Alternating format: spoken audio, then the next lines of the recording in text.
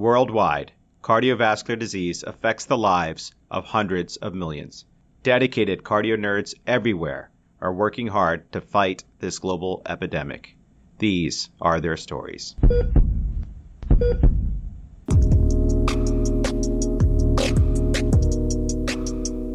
Hey CardioNerds, it's Amit Goal. Welcome back to a reboot of the Heart Failure Series, aka the Heart Success Series, brought to you in collaboration with the Heart Failure Society of America and dedicated in memory of the great Dr. David O. Taylor. In this incredibly high-yield episode, we learn about the clinical exam of the patient with heart failure from Dr. Mark Drazner, Clinical Chief of Cardiology at UT Southwestern, in an episode led by Dr. Alex Pipilas, our CardioNerds ambassador from Boston Medical Center. And remember, friends, CardioNerds is an independent, fellow-founded platform with a mission to democratize cardiovascular education. The views expressed here do not represent the opinions or policies of our employers. Be sure to claim free CME credit in the episode description. Before we get nerdy, here's a word from our sponsors who make this high-quality, free education possible. Friends, this wonderful episode is made possible with support from Panacea Financial. We're lucky to have the founder of Panacea, MedPete's faculty in Arkansas, and fellow CardioNerd Dr. Michael Jergens with us. Michael, would you tell us what Panacea is and the vision behind its creation? Well, thanks for having me. I've been a proud cardio nerd for a long time myself and use these episodes to teach on rounds pretty frequently. But Panacea Financial is a digital bank that's built for doctors and doctors in training by doctors. So fellow physician co-founder Ned Palmer and I, we felt like we didn't have many fair options for banking because traditional banks viewed us as bad customers with our high debt and limited savings or income. And banks were never open when we had time off. Going back to even intern year, we had these conversations and eventually we created a digital bank that gives all customers concierge level service available 24/7, free checking nationwide, and loan options that are built just for doctors and trainees, like our PRN personal loan that requires no cosigner to get up to $75,000 in as little as 24 hours at a rate that's less than half of a credit card. And no one should borrow more than they need, but training in life can be pretty expensive and doctors really honestly deserve a better option at financing. Well, that's just awesome, Michael. It seems to be a great resource that addresses many of the issues that a lot of us go through. But one of the reasons we're so proud to have your support is our shared mission with your foundation when it comes to promoting professional diversity and inclusion. Would you tell us a little bit more about the work you're doing? Yeah, so our profits from Panacea Financial actually fund our foundation that aims to strengthen the pipeline of underrepresented minority physicians. And this year alone, we're awarding $50,000 in grants and scholarships to medical students, residents, and fellows. Because at Panacea, we aim to make medicine better by decreasing financial stress, but also by diversifying our workforce. Congratulations to you and your team for the incredible work y'all are doing. Awesome. Thank you so much. And CardioNerds, to find out more, go to panaceafinancial.com to learn how you can join the growing number of physicians that expect more from their bank. Panacea Financial is a division of Primis, member FDIC, and you can find more using the links in the episode description. Welcome back, CardioNerds. Thanks for joining us today. We get to continue our original heart failure series with this very special installment. Today, we get to learn all about the role of the clinical exam in heart failure in this episode led by Dr. Alex Pipilas, first-year fellow in training, and our CardioNerds ambassador from Boston Medical Center. Alex completed medical school at Loyola University in Chicago and then internal medicine and chief residency at Boston Medical Center. Alex enjoys traveling, riding the Peloton. Alex, I didn't get the Peloton. I got this Bowflex Velocore bike, and oh my gosh, my stamina, I'm sure we'll talk about VO2 max and all that. My stamina is so bad right now. Let's just say I've got work to do. She also enjoys spending time with friends and family in Boston. Alex, welcome back to the show. Thanks so much. I'm super excited to be here. Thank you for having me on CardioNerds, and I'm feeling super honored to represent Boston University. Maybe we can have a conversation later about the merits of Peloton versus other bikes. Well, let's just say that the saving grace of the Bowflex bike is that it doesn't have a leaderboard, so at least I don't have that pressure. Well, honestly, guys, all this exercise talk is making me feel really guilty about the pizza I ate. But Alex, the honor is ours to have you here. So who did you pick to learn from today? Well, guys, we are in for a real treat today, and it is my distinct honor to introduce Dr. Mark Drazner. Dr. Drazner is a professor of medicine at UT Southwestern School of Medicine. He's currently the clinical chief of cardiology and the medical director of the LVAD and cardiac transplant program. Dr. Drazner earned his medical degree at Washington University in St. Louis. He then completed his residency in internal medicine at UT Southwestern Medical Center, where he also served as chief resident. He did his fellowship training in cardiology at Duke University, and then further specialized in heart failure and cardiac transplant through a fellowship right here in Boston at Brigham and Women's Hospital. He also earned a Master's of Science in Epidemiology at Harvard University School of Public Health.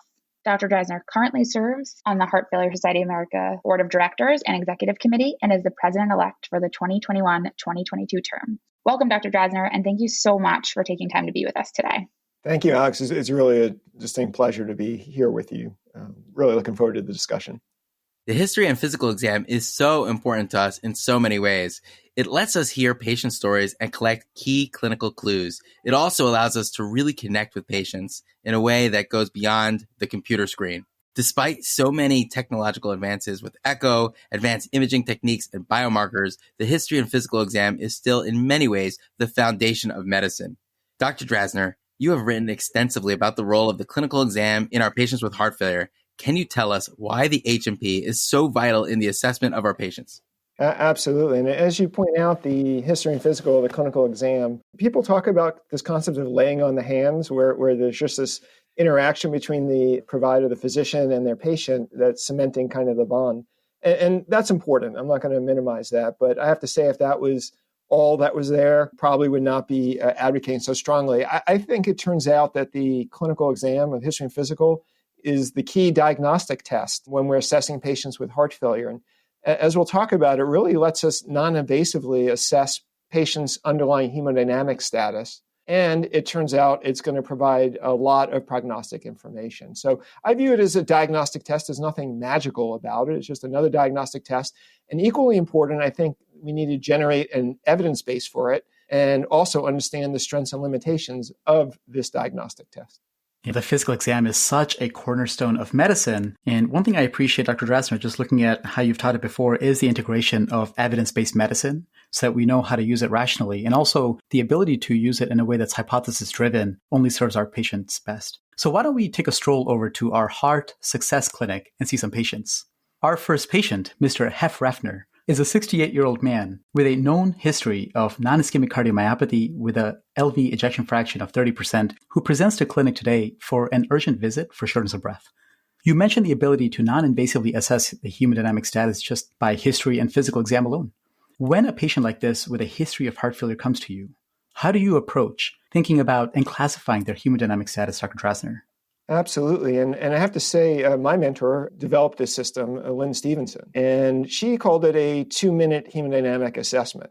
And what you basically want to do is you want to categorize your patient along 2 axes. The first is their volume status and whether the patient's congested or not. And then the second axis is their state of perfusion. Are they adequately perfused or not?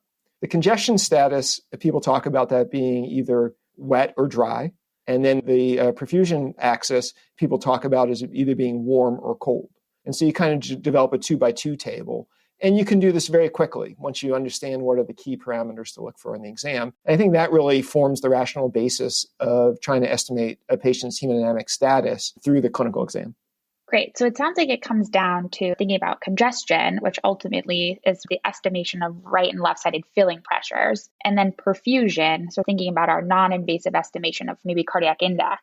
So if we could start with congestion, how do we begin to estimate a patient's level of congestion by sort of signs and symptoms? Absolutely, Alex. So when we think about congestion, it turns out there's a number of signs and symptoms that are useful. And if you think about the history and physical exam, the number of variables that one could acquire, it could be 200. So it's important that you kind of boil it down to the key ones. And when you talk about congestion, you really can boil it down to just several of them. The most important, and Jay Cohn kind of emphasized this, is the jugular venous pressure. If the neck veins are up, the patient is usually congested, and the neck veins are not up, they're not. We can talk more about that hopefully later.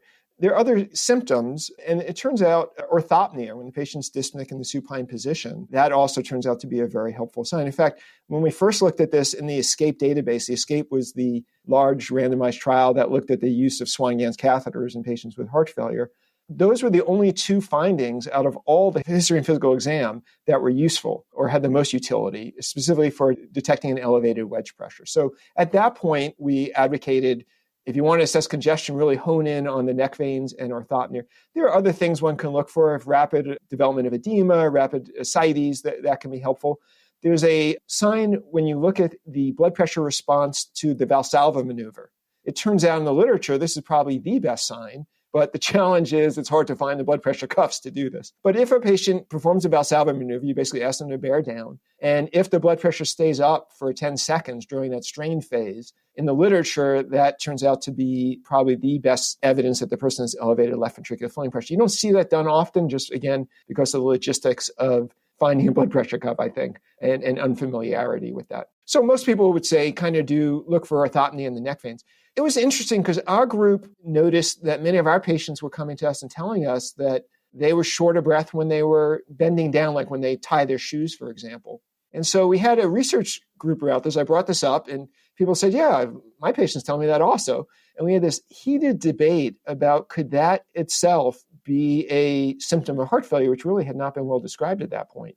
And so we decided we'd set off and test this. And it turned out we took patients to the cath lab. And when you ask if they have this symptom, which by the way we called, and we deliberately did that so that patients would kind of understand what we're talking about. And when we studied patients who did or did not have bendopnea, it turned out that it was associated with elevated filling pressure, specifically an elevated wedge pressure.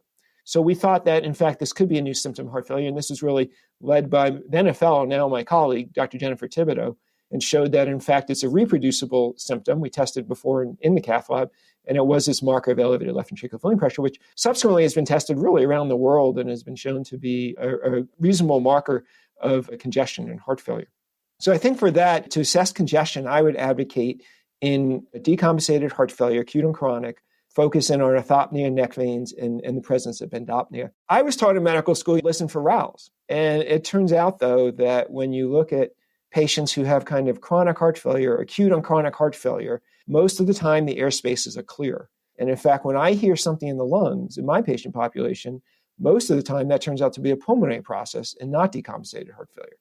Now, if you go to the emergency room and you're seeing patients who are presenting with kind of flash pulmonary edema or acute MI, which is kind of different than the patient population I typically see, yeah, those people flood their lungs. But for patients who have chronic heart failure who are decompensated, the air spaces are almost always clear. And when I hear RALs, it turns out more likely to be a pulmonary disease than it is decompensated heart failure. Wow, Dr. Drazner, that was a ton of pearls. Just to reflect on some of them. So the Valsalva maneuver, the idea is that patients with really high preload, almost extra preload, don't get as much affected during the strain phase during Valsalva when they would generally have less preload and therefore would have a drop in blood pressure because of that. But because patients with heart failure have kind of like an extra water tank, so to speak, in their heart, they don't have that response. Is that what you're telling us? Yeah, so the strain phase basically drops the return of the blood to the left ventricle, and it drops preload, which is why the blood pressure typically goes down. So there's multiple phases, but you strain, and in every one, you increase intrathoracic pressure. Every one, the blood pressure should go up for 1 or 2 beats by 10 millimeters. That's just the strain phase. But if you don't have high left ventricular filling pressures, the return to the left ventricle falls, and your blood pressure then drops. That's phase 2. But if you have elevated left ventricular filling pressures, that won't happen because the filling pressures are high, and so they don't drop, and you don't get this decrease in blood pressure. So it's kind of a dichotomous response. The blood pressure goes up on everyone for a couple beats. If it stays up, they're wet. If it goes back down, they're not wet. And interestingly, that is a left ventricular phenomenon, not a right ventricular. So we might get into talking about discordance, but that might actually help pick out discordance also. That was absolutely fascinating. And then another tidbit about the bendopnea. First of all, when I was starting as an intern, we were not using that term. But by the time I was a cardiology fellow, it was literally, I mean, if it was a positive, a pertinent positive or a pertinent negative on everybody's physical exam. So kudos to you and your team for really disseminating that amazing pearl. And shout out to the curious clinicians who are a podcast that ask the question why. And they dedicated a whole episode recently to Vendopnia citing your work. And so that's Hannah Abrams, Avi Cooper, and Tony Brew, who did just a great job discussing it. So that's awesome. Music to my ears. And I had to give kudos to Dr. Thibodeau, who really was instrumental and really led that as a fellow. So it was an incredible addition. And it was funny because when that got published, a lot of my friends around the country were like, we knew that. Why didn't we publish that? I was like, I don't know. I mean, it was like in front of everyone for all these years, but no one ever really described it before. Once you know about it, though, I guarantee you will see it all the time. Patients will tell you that. So interesting. Again, lots of amazing clinical pearls. Let's go back to our patient in clinic. So he tells us about 1 to 2 weeks of this sort of increasing shortness of breath, especially at night. He's actually moved to his recliner to sleep. He's also had loss of appetite and some kind of rapid swelling in his lower extremities. So it looks like by history, he does have some evidence of congestion. Regarding his physical exam, JVP, at least for me, has been such a difficult skill to master. Do you have any tips and tricks on how we can start to master measuring the JVP? Yeah, Alex, that's a great question. And I love talking about this because it is the key finding. And I do have some tips, I would say. So first of all, tip number one is find someone who knows how to read the neck veins because you need someone to show you how to do it. Tip number two is you can look at 100 people with normal neck veins and you're not going to learn much. If you look at 2 people who have elevated neck veins, you're going to learn how to read elevated neck veins. So the best way is to go to a heart failure clinic where people will have neck veins and hopefully the heart failure physicians or nurse practitioners will know how to read it and can show you. One day, usually interns after one rounding session with us, they'll get it. So how do you do it? When you look at neck veins, there's a couple of key things. One is when I was training, I didn't understand that you're not actually looking for like a venous structure. I was looking like in your hand, you see a vein, and I'm looking like, I don't see anything. It's a pulsation. You want to look for a pulsation. So that's the first step. The second tip is look at both sides of the neck. Sometimes you see it on the right. Sometimes you see it on the left. In a small minority of people, you actually see it right in the middle of the neck. So I don't understand why there's anatomic variation like that, but some people it's crystal clear on the left, some people it's crystal clear on the right. Having done this with a lot of people, then you see the pulsation. The next question is, well, how do I know, is that carotid or is that the jugular vein? All the time people ask me that. And there's a variety of ways to do this, but what I think the most reliable way to do this is you take your finger and you press below the pulsation. If the pulsation goes away, it's a venous impulse. If the pulsation persists, it's a carotid artery. Having, again, done this with many rounders now, it's not just laying your finger on the neck. You actually have to exert a little pressure because you're overcoming the 15 millimeters of mercury in the venous structure. You're not going to be able to overcome the 80 millimeters in the carotid artery, even if you press hard. So you have to press hard. If it goes away, it is the jugular vein. Another important tip is that the high venous pressures, and of course, these are the people who are sick, and these are the ones that you don't want to miss. The high venous pressures are seen better when the patient is sitting upright. When you take a patient who has a high venous pressure and you're examining them kind of in supine or even 30-degree angle, oftentimes that impulse gets buried behind the earlobe, and you don't see it because it's so high, it's buried high up there. So since those are the very people you don't want to miss. You don't want to miss the high venous pressures. So you should always examine a person at least one time, at least in 60, if not, sitting upright so that you don't miss them. Now, of course, if you're in clinic, you're sitting upright anyway. They're sitting upright anyway. You're talking to them. You may as well start examining them while you're taking your history. In the hospital, you have the hospital bed. Don't get lulled into it. And if they're supine, raise the bed up and make sure you're not missing the high one. That is an important tip. And then finally, some people, you can't see an internal jugular vein no matter what, but you see an external jugular vein. And as long as you see the blood moving, it's respirophasic. So because what you're worried about is there could be a valve in the external jugular, and then that no longer reflects the pressure inside the thoracic cavity. So you have to make sure if you're using the EJ, you have to make sure that you see it moving. Okay. So those are a variety of things. I always examine the person upright, look both sides. If I see the impulse, I press below. If it goes away, then it's venous. If it stays, it's carotid. This is just amazing. I don't know how a CardioNerd could spend time better than this. I mean, these are such basic and fundamental skills that are so core to everything we do.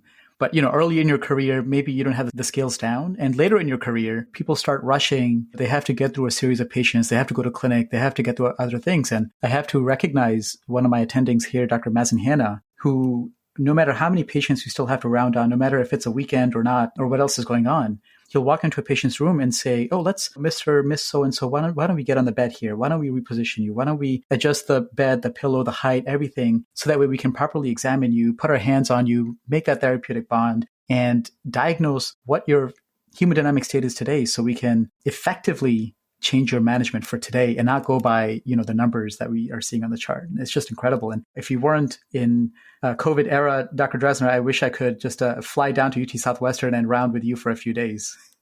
We are well on our way to being masters of the JVP and the estimation of right atrial pressure as a venous structure. But you mentioned how we can use the right atrial pressure by the JVP as one of the measures that correlates well to pulmonary capillary wedge pressure. But in using the JVP as a marker for the overall fluid status, how do we connect right atrial pressures to estimating congestion on the left side?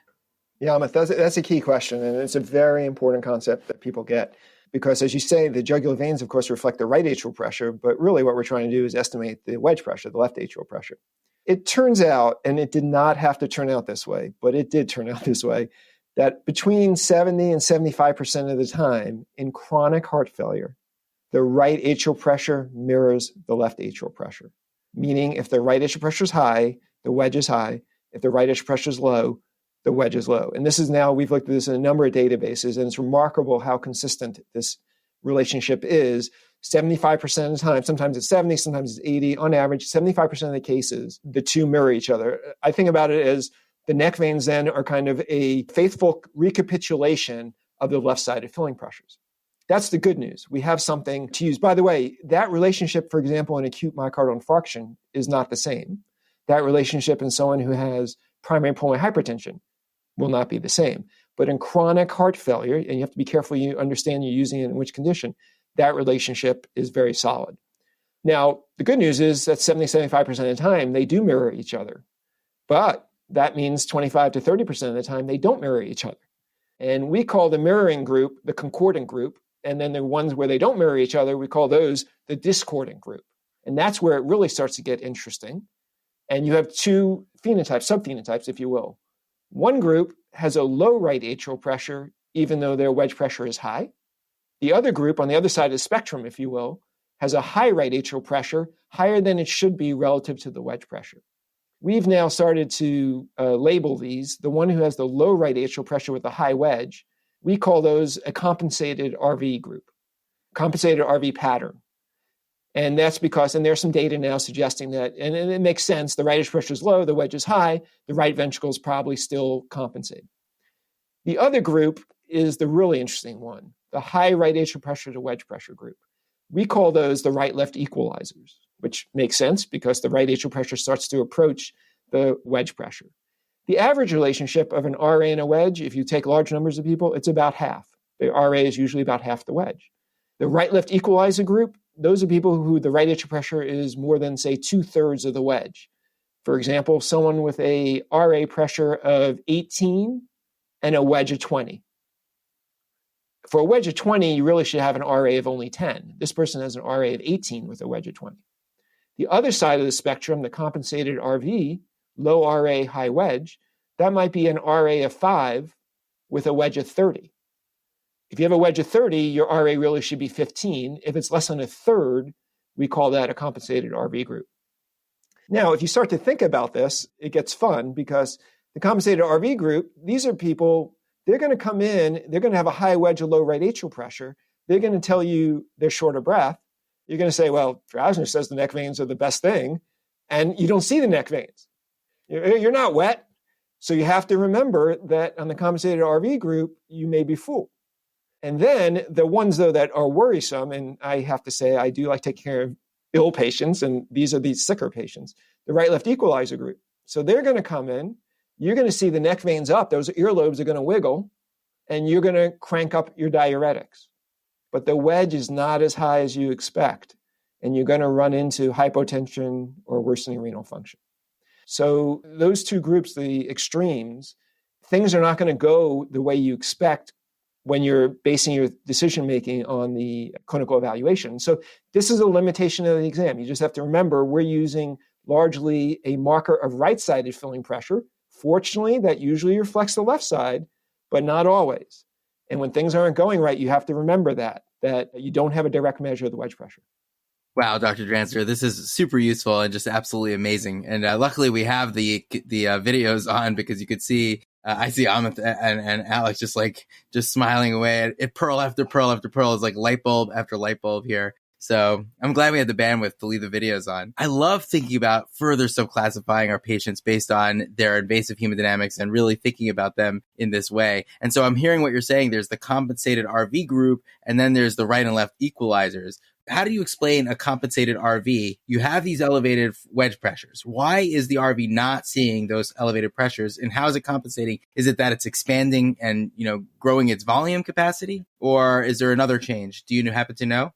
Yeah, it's a great question about who are these people in these various phenotypes and why are they in these phenotypes? For the compensated RV group, I've always thought that that's just earlier in the disease process. And there's a large literature out there. If you look at patients who have low left ventricular ejection fractions, the ones who are doing well are the ones who the right ventricular ejection fraction is fine.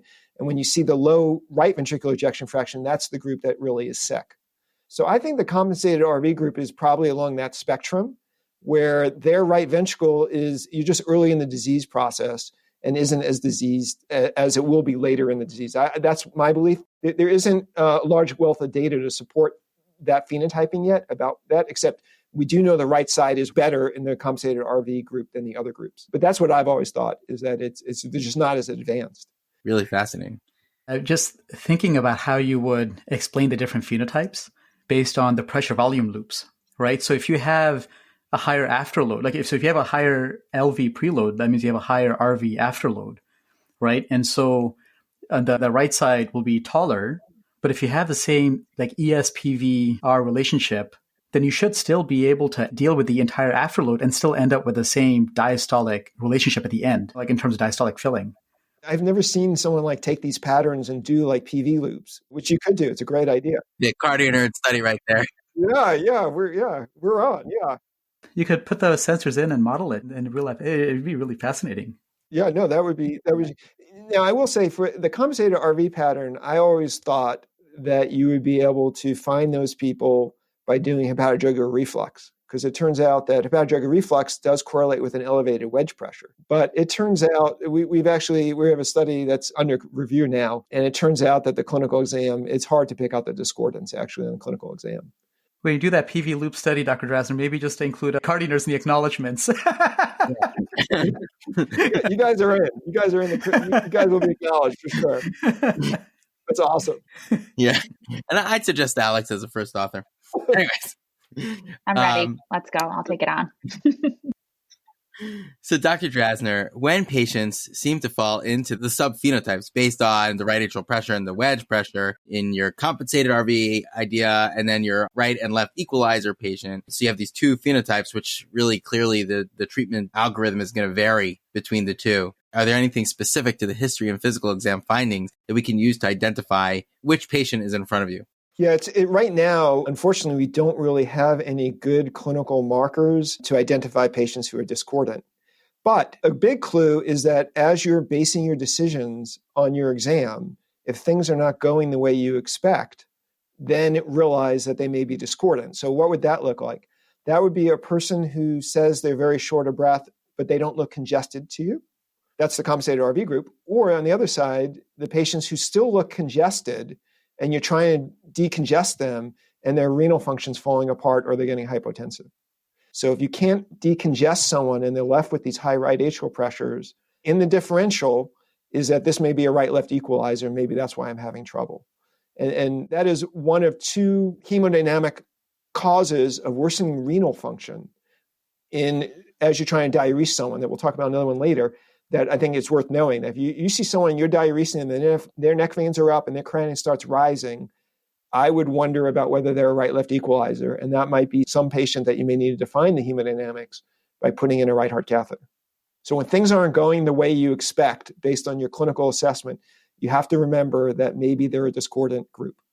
That is the clinical clue right now. We don't really have prospectively a way to find something on exam and say, oh, this person may be discordant.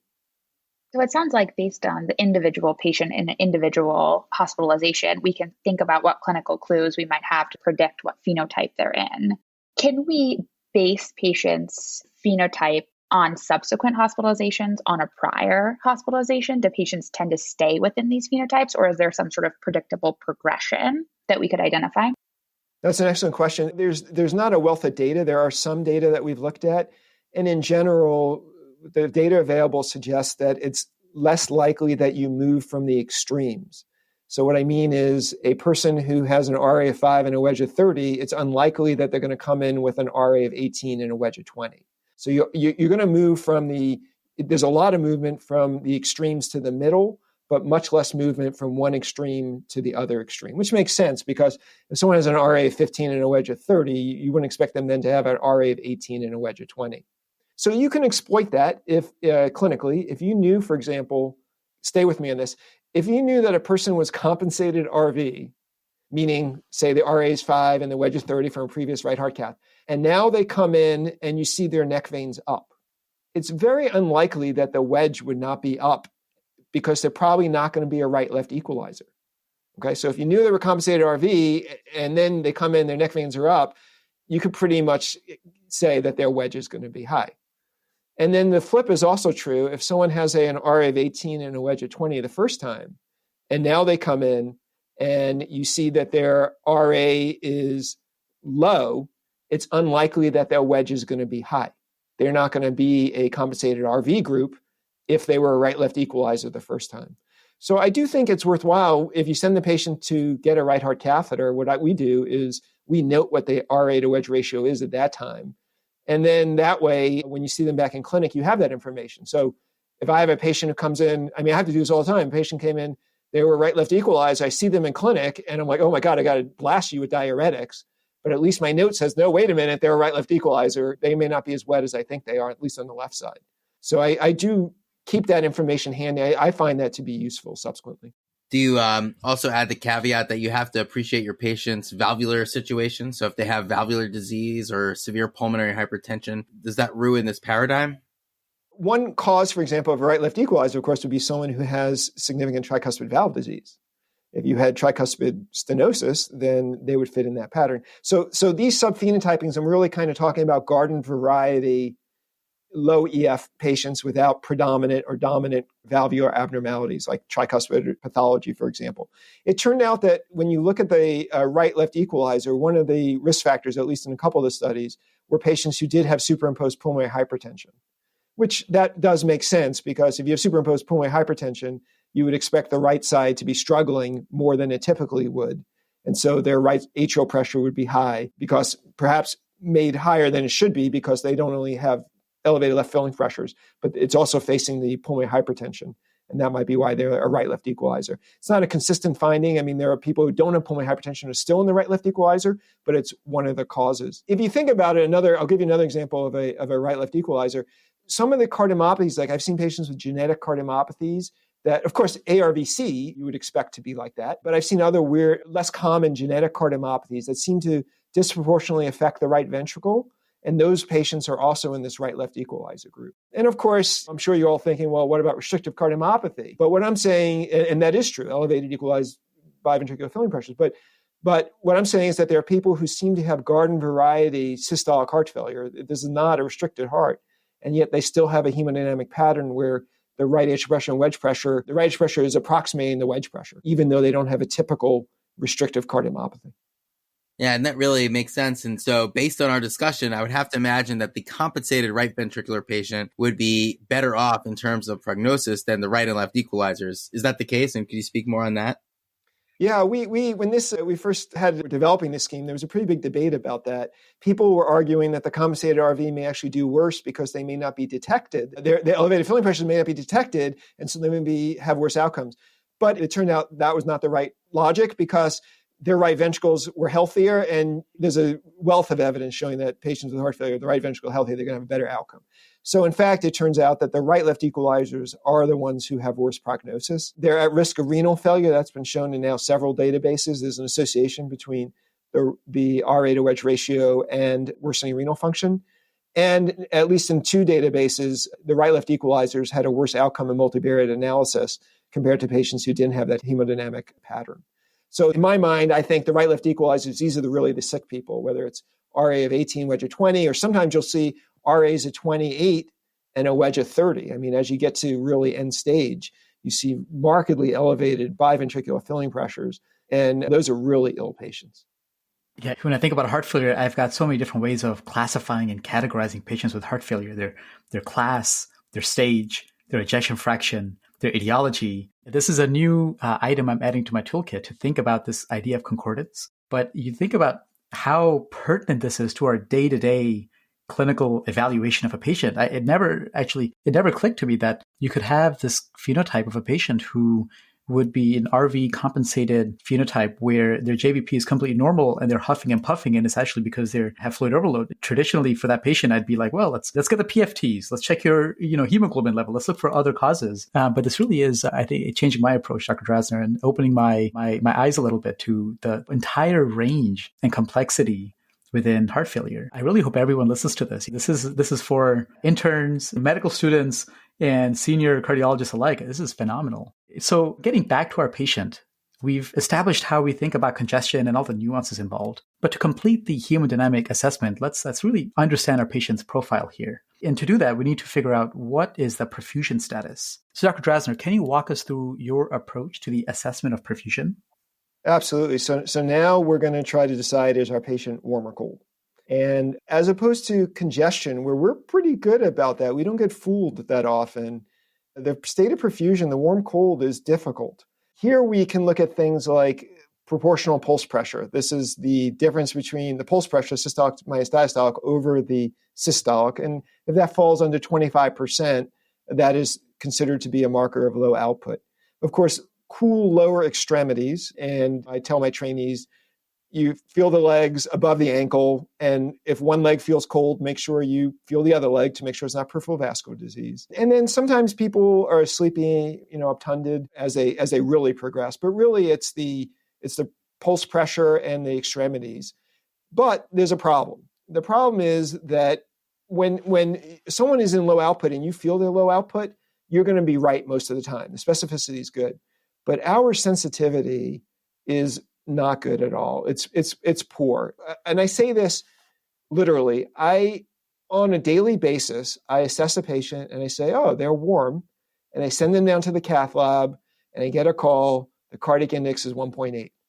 I have given up. I cannot figure out how to pick those people out. The ones who are cold, you send them down and yeah, they have a low output. Everyone agrees. But many of the people who are warm are cold. So I've started to say this. I sum it up this way. If they're cold, they're cold. But if they're warm, they may still be cold. If they're cold, they're cold. But if they're warm, they may still be cold.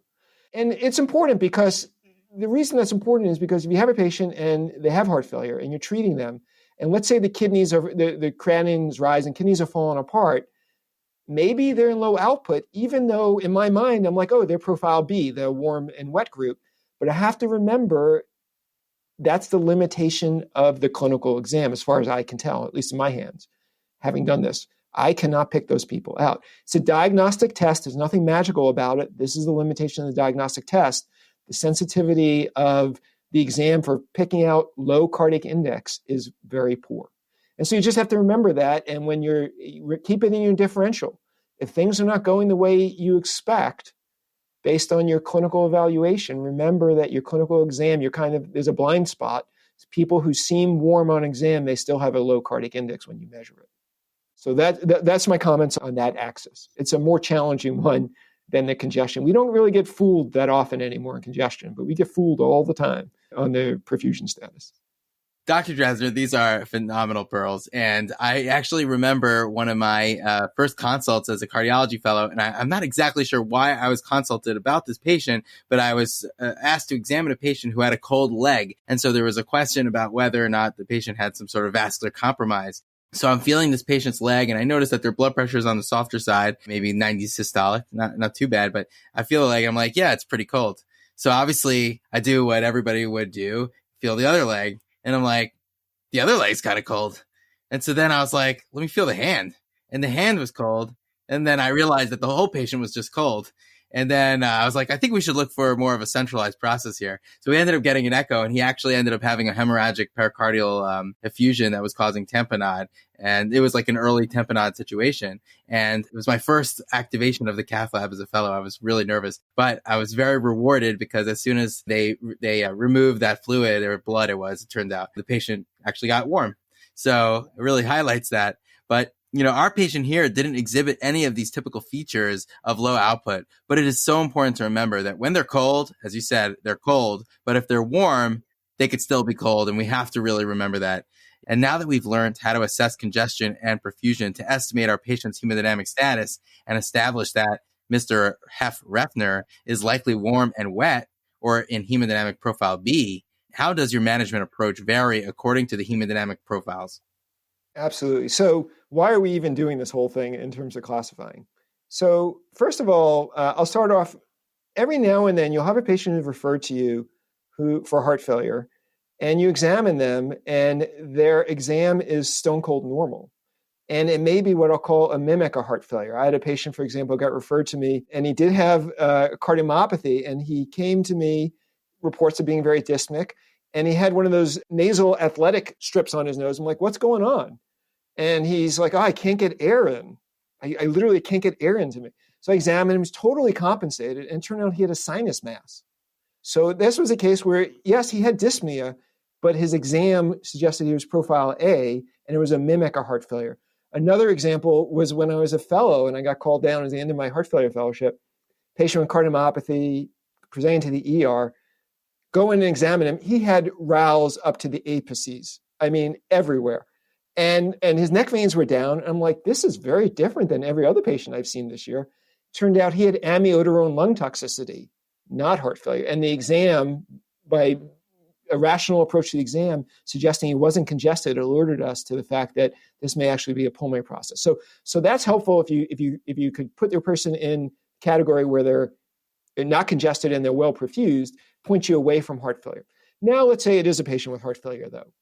Patient gets admitted, and the question is, how do you know whether you need to add inotropes or not? And if you didn't have a rational way to at least start the process of saying whether the person's low output or not, it'd be very difficult to decide whether to add inotropes or not. So at least it gives you some rational basis to begin to decide, should I add inotropes or not? If they're warm and wet, profile B, if there's any justice in the world, they should diurese just with diuretics, right? They should respond well. If they're profile C, by the way, what I call the dreaded profile C, these are the cold and wet group, the sick people, low output, high filling pressure.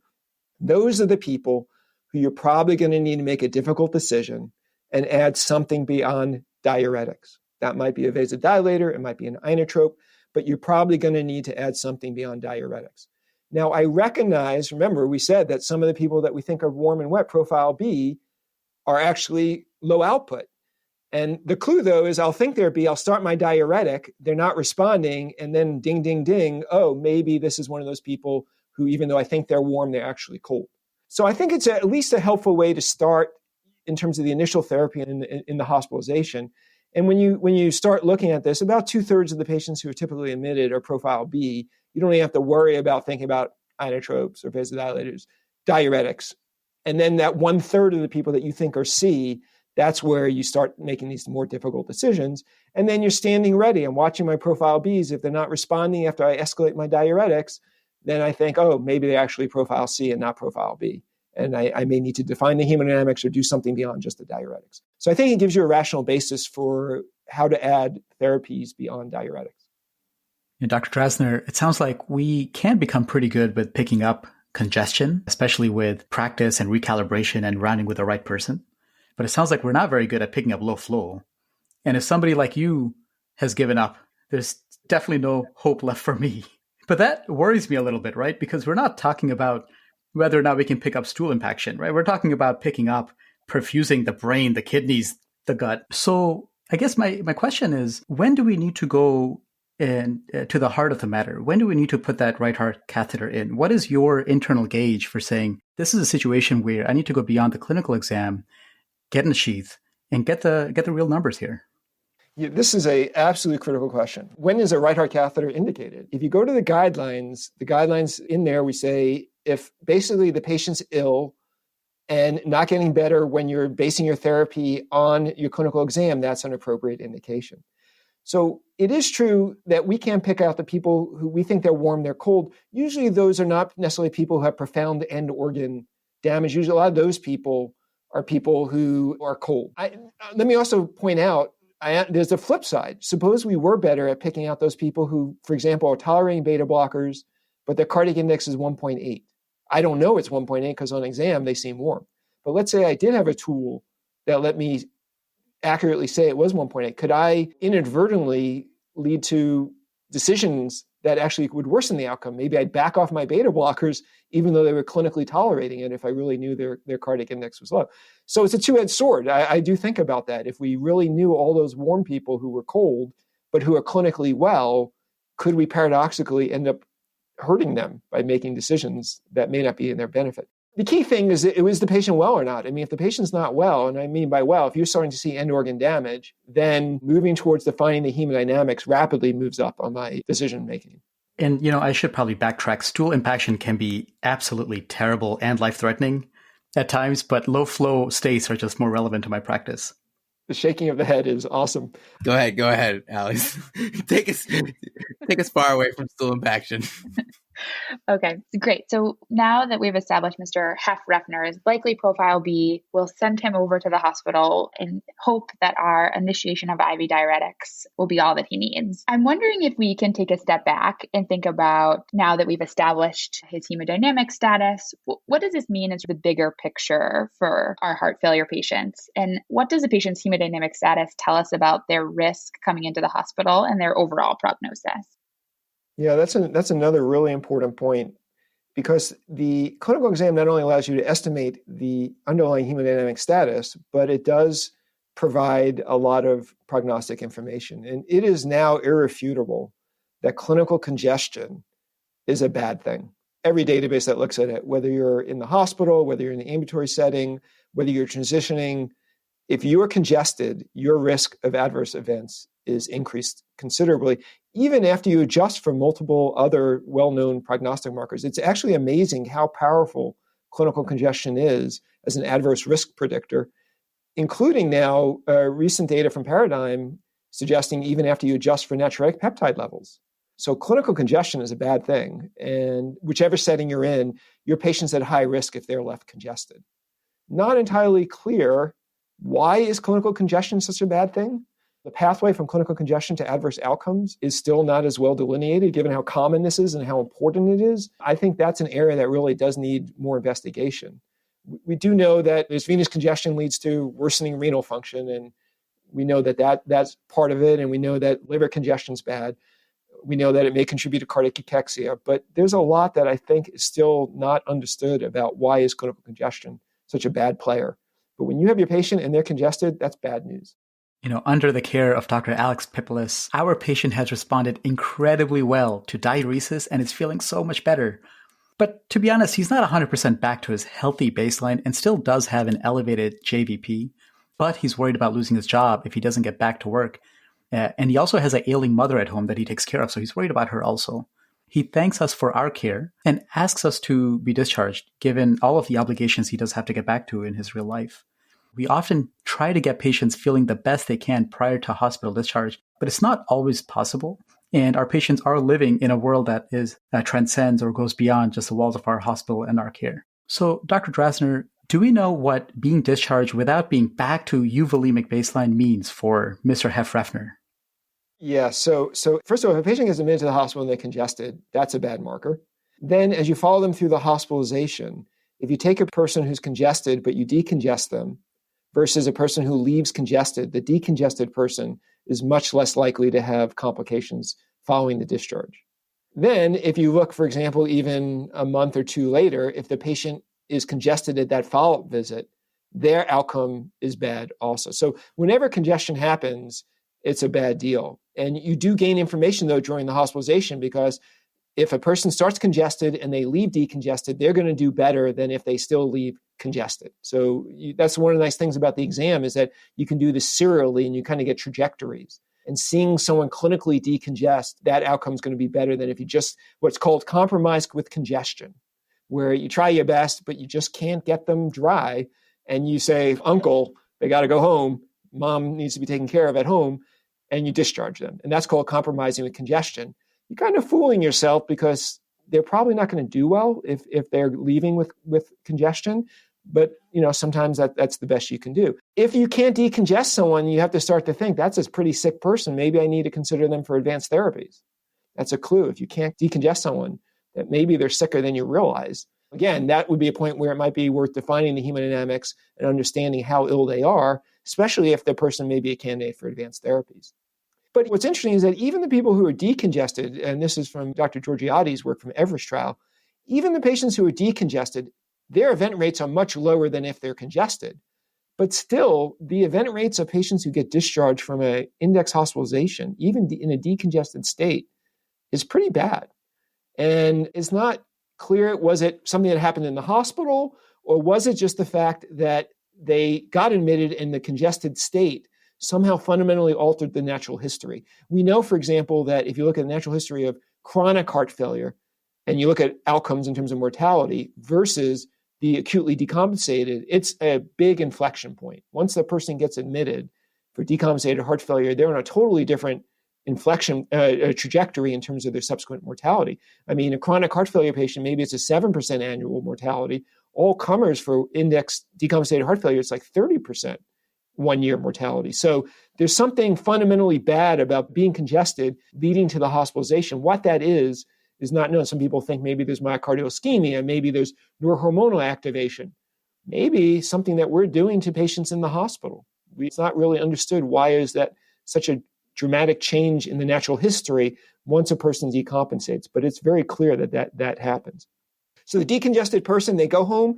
If they stay decongested, they're going to do much better. If you see them back and they recongest, that's a bad sign. And then again, you have to start to think, is this an advanced therapies candidate? Because now 2 hospitalizations in 1 year, that is a classic warning sign. That is probably, when I talk to people about who should you refer to an advanced heart failure physician, that is the number one clue. 2 hospitalizations in 1 year. So that means I send my patient home, they recongest and they get readmitted. That's 2 hospitalizations right there. You have to think about advanced therapies. The mortality rate of that person with 2 hospitalizations in 1 year probably is approaching 35, 40%, maybe higher in the next year. I mean, it's a really, at that point, it's really become a lethal illness. So those are the power of congestion, staying decongested or being recongested when you think about natural history.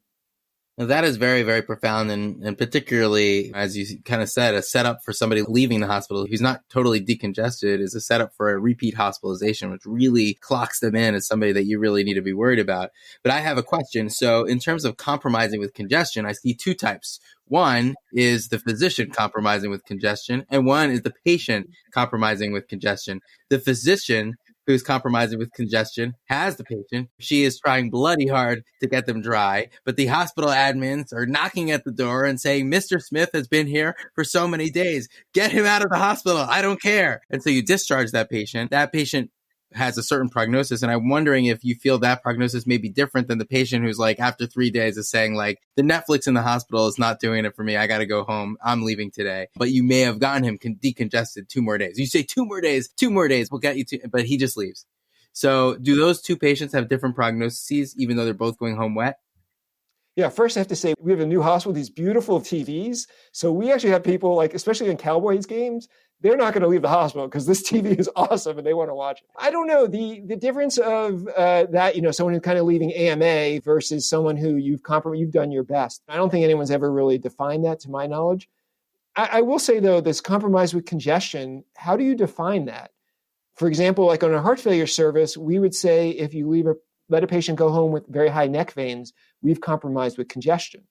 Many other physicians would say, well, there's no peripheral edema. They may not even read the neck veins, and they may consider that person decongested. I will say there's never been a randomized trial, and we have debates about this in our division all the time, about if you randomize people, one strategy is get to full decongestion. The other strategy is let people go home once they're breathing okay, they're free of peripheral edema. which one will lead to better outcome? And that randomized trial has never been done. And so because there's no data, we have people I respect who are on the other side of the fence. I believe that it's worthwhile decongesting them. And I think the power that we now have in terms of length of stay is because the readmissions are hospitals are penalized for that. So if you can reduce readmissions, it's more than an extra 1 or 2 days in the hospital is much better than a patient being readmitted. So we have more leeway now that heart failure disease management has become an important component of hospital administrators. It's on their radar because of the penalties being imposed on them. And so we're getting less pushback on that as long as we can keep the readmissions down. I think that's a really important point, is to set up a program to try to reduce your readmission rate. I personally believe, and I recognize there's still paucity of data on this, getting to decongestion is important. And it's very practical, and hopefully our listeners will take this to heart and appreciate congestion and then decongest it. But as you said, there's a variety of opinions about what is the actual congestion. And so do you think that there's a role for additional modalities to help with the assessment of congestion beyond physical exam in the right heart cath? So there are a variety of ways that one could try to detect congestion. And we've talked about some limitations of the exam. By the way, the ability of your nick veins, once you do this, most of the studies that have looked at this, the C statistics are around 0.8. So it's pretty good. It's not perfect, but it's pretty good. What are other modalities that I use? Well, everyone, natriuretic peptides. If I know the natriuretic peptides have come down at discharge, at least I know the prognosis is better. Not that there's ever been any data suggesting that tailoring it to it, of course, doesn't improve outcomes. But if you have a low pro-BNP at discharge, say under 1,000, there's prognostic information on that. Echoes, I talk to, my trainees more junior than you all, but I say, look, there's a lot of information on the echo way beyond the EF that when you start to think about congestion, if the RV systolic pressure is low, patients are not, assuming you have a good TR jet, they're not going to be wet because as the wedge goes up, the PA pressures have to go up. So that's helpful. Of course, you can look at the IVC and then the mitral inflow pattern. If you see that the person has impaired relaxation, their filling pressure should not be high because if they were high, they would be pseudo-normal. So looking at mitral inflow patterns on echo, RV systolic pressure, the IVC diameter on echo are other modalities. And I suspect in your career, you'll have a handheld echo. And I'm still waiting for the study to do a good exam and a good handheld echo and show that you can improve outcome. I suspect it will be there, but I'm still waiting on the data for that. And then plannable PA sensors, the CardioMEMS, is another way of monitoring congestion. And of course, we have one trial that suggested benefit, but the definitive trial, GUIDE-HF, is still ongoing, a large, over 3,000 patients. So we'll know if the answer is confirmed and duplicated. I'm all for the best modality at this. I'm not saying the exam, but right now, there's not a wealth of evidence supporting these other technologies beyond a good clinical exam. It's so interesting. And I think that it's really important to take a step back and think about that there are benefits and, pitfalls to every sort of piece of information we use to integrate to take care of our patients. Things like JVP, proBNP, echo data. I'd be interested to know what value do you place on a patient's weight as a marker for gauging acute fluid overload when compared to these sort of dry weights we see often in the chart? And what benefit do you see in kind of documenting new dry weights or updated dry weights after making diuretic adjustments? Weight is an absolute fascinating part of the heart failure syndrome. And the reason I say that is because people could present in two different ways. Some patients come to us and they will say, I've lost 20 or 30 pounds. Profound cachexia. Like when you think about someone with cancer, they will look like that. That's one phenotype. Another phenotype is, of course, they come in and they say, I've gained 30 or 40 pounds, and they're massively swollen, tree trunk legs, ascites, whatever, they're 30 or 40 pounds up. So it's this balance, because heart failure is a cachectic promoting illness. You have that driving the weight down, and then you have the volume retention, which drives the weight up. And so there's this balance between these two. How fast are you accumulating fluid versus how quickly you're losing body weight? The really interesting people are the people I say, hey, what's happened to your weight? And they said, oh, no change in weight at all. But they have like 3+ edema. And then I diurese them and I unmask the 25-pound real body weight loss that they didn't know because they were just accumulating fluid happened to be at the same rate as losing body weight. So those are the limitations of using this dry weight, is that over time, If patients are ill, they may stop eating, and then what you think was their dry weight may be way too high because they may have been losing real body weight. Having said all that, if you have a patient and they're rapidly gaining weight, like over the course of a week, they're putting on 10 pounds, that's not going to be, that's very helpful. You have to be careful about long periods of dry weights, though, because of true changes in body weight may mask the utility of that so-called dry weight. So I use it in the short run, and I'm much more cautious in the long run for the reasons of this loss of body weight. By the way, if you have a patient and they're profoundly cachectic and you stabilize them, and then I've seen this repeatedly, patients will start to gain back real body weight as you get them better. So they have like a 40-pound weight loss, like they're the cachectic phenotype, and you stabilize them, get them beta blockers, what have you, and they get better. Their weight, they just head back to their old weight. Now, of course, they're calling you and saying, my weight's going up. But in this case, this is real body weight. The only way I figured it out is those people, you just have to see them and examine them and make sure that they're gaining real body weight, which is probably a good sign because the cachexia is being reversed, and not a bad sign that they're being congested, they're developing congestion. So that's an interesting scenario when you have those people, and I see real body weight gains probably as a positive prognostic variable because their heart failure must be stabilized to let them reverse the cachectic state. So there's a lot of nuances, long answer, but there's a lot of nuances about using weight in heart failure because of the fact that you lose body weight as part of when heart failure gets worse. You said in that last scenario, you just have to see them and examine them. And that's a perfect segue to our last question for you. Dr. Drazner, you've written extensively about the value of the clinical exam, from cultivating a therapeutic patient-doctor relationship to impacting management to prognosticating future risk even. However, in the COVID-19 era, much of the traditional in-person office evaluation has shifted to the virtual arena. There are clear benefits to this shift, even beyond limiting viral transmission risk, right? With regards to improving access to care for certain patients, like who may have transportation issues, getting to see the patient in their usual environment, contextualizing who they are in terms of where they live, and even more. There are also opportunities to use and integrate remote digital health information from wearable technologies, digital scales, CardioMEMS device even. But clearly there are downsides with respect to the loss of that therapeutic touch in the physical exam. So I know this is a loaded question, but as an advocate for the art of the clinical exam, what is your bird's eye view perspective on the shifts from the in-person to the virtual, from the touch to the digital? So you've highlighted a lot of the benefits of the virtual technologies and platforms, being able to see the house. Relatives can participate in the visits. There's a lot of value there, but you do lose. There's something different about seeing the patient. Having said that, I do want to highlight one area because our group was interested in this. The neck veins are the key thing. Now we're not seeing the person. Can you do this over video? So two residents in our group decided to look at this. Kevin Shessing, who's now a cardiology fellow, and Sam Kelly. And we took 30 patients who had heart failure, who were being referred for a right heart catheter.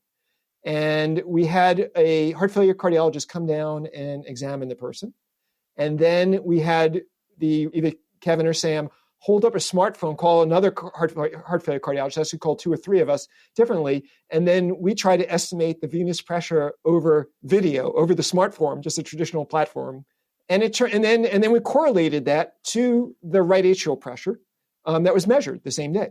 And we didn't really know what we'd find. And we had a big debate in our group about this. There's no way you're going to be able to see anything over it. It turned out that when we looked at the correlation of the bedside to the right atrial pressure and the video to the right atrial pressure, the correlation coefficients were almost identical. And when you looked at the agreement rates, they were very high. And the ability to pick out a high right atrial pressure or high JVP or right atrial pressure also was very comparable between the two. Now, it was 30 subjects. We had about 60 estimates. It was a pilot data just to show, is it feasible or not? And at least in this pilot data, it did seem like you could estimate the venous pressures remotely. Now, we had a physician there holding the camera. We directed the resident, Sam or Kevin, how to move it. And when you do this in real life with the patient, you don't have that person. And of course, they're using in our system, it's Epic, and we're doing the Epic video, the Blue Gene technology. But having done this with a lot of people clinically, many times I can read the neck veins in real life, not just in a research platform, and get a good feel for it. Every now and then you get someone where the video quality is not good enough and you just can't tell. But many people you can tell, and there are plenty of people I've seen the neck veins, and I said, look, you need to come to the emergency room. You're not doing well, and able to see that over video. So try it. For those of you listening, if you haven't done this before, try it. You can check out their article. It's in JAMA Cardiology. It was a research letter last year, and take a look at it and see what you think. But at least suggest that this is feasible, that you can merge the two, the clinical exam and video technology. Wow, Dr. Drazner, what an amazing overview. And I will say that there is no question now that you fit right in with us, cardio nerds. And so not only do I have a better understanding of how to look at GBP and what it really means for our patients, but I can take a step back and look at the bigger picture around heart failure hospitalizations and episodes of congestion and how they affect our patients' overall prognosis. And I think this episode and all of the many, many pearls will certainly affect how I take care of patients in the future. I do have one last question, though. Dr. Drazner, what makes your heart flutter about heart failure? Or should I say heart success? Well, I hope all of you and everyone listening will find a field that they enjoy as much as I enjoy the field that I went into. And I've thought a lot about this, like, why do I like this so much? And I can go on a long time, but there's a lot. I'll just give you some highlights. One is you take care of patients and then they're acutely ill. And then you see them back, let's say maybe you've stabilized them, got them on GDMT, or maybe they've LVAD or transplant, what have you. And here you are 10 years later reminiscing about when they were acutely ill and they know they might not have made it. And what a therapeutic bond that you formed. And so I find that very enjoyable. I do like the exam, and I've always liked the exam. And obviously, as we talked about today, heart failure is a great field for that. New technologies, I mean, the VAD technology, yes, we have ways to go, but it's been exciting in my career to see. When I was a fellow, I watched a 30-year-old, we rotated balloon pumps, and he died 3 or 4 weeks in because we didn't have durable VADs. And so just seeing that technology, that would never happen today now, because now we can put a durable VAD in. And of course, it's been super exciting watching GDMT emerge. I mean, now new onset heart failure, acute heart failure, I love taking care of it, because third to half of patients, you can dramatically, and they come to me, they look invariably, you have heart failure. They go to Google, I'm going to die. They come to me, and then a year later, the EF's back to 55, half the patients, third to half of patients with GDMT. How gratifying is that, right? You took a patient who might not have made it. And then the other thing is, for advanced heart failure, one of the really fun parts of the job is that it's very much of a team-based approach. We have a large team, allied healthcare workers, medical cardiologists. I work very closely with my surgical team. And I've always liked being on teams, and it's very much of a team-based approach. And I'm sure in every advanced heart failure center, so I've enjoyed that. And then the last thing I'll say is that for transplant, there's a limited number of organs to go around, and that sets up important ethical questions. I don't know why, but I've just always found that interesting to think about those things. And so that's another component of it. So I go on, there's more, but those are the highlights. I frankly, I don't know why everyone doesn't go into advanced heart failure, because it's awesome. It has something for everyone. Well, thank you for that, Dr. Drazner. It truly is inspirational. And it's inspirational just to watch people be so inspired by cardiology and their profession and their creed. We had been talking about doing a physical exam series forever. I mean, even from the show's inception, we knew that we had to do a physical exam, and heart failure comes to mind. And for some reason, we just didn't do it. 100 episodes later, and now we're finally doing this physical exam. And now I know why. We really, really needed somebody like you with passion, experience, and expertise to come here and really unlock just this beautiful, beautiful modality that we have that should not be forgotten and should continue to be emphasized. And so, Dr. Drazner, it was a real treat to have you here. And a special shout out to Alex Pipilas for being here and really, honestly, single-handedly preparing me for this episode so I can actually sound somewhat reasonably intelligent to even be in this conversation. So thank you both for coming out and joining us tonight and really sharing so many pearls and take-home messages for us and our listeners. This has been awesome. I really appreciate the invitation. It's been so fun hanging out with you guys and talking about this. And Alex, thank you for organizing all this. It's been incredible. And again, you guys, it's amazing the platform that you've developed and how much you're advancing education. It's really, really incredible to watch it. So congratulations.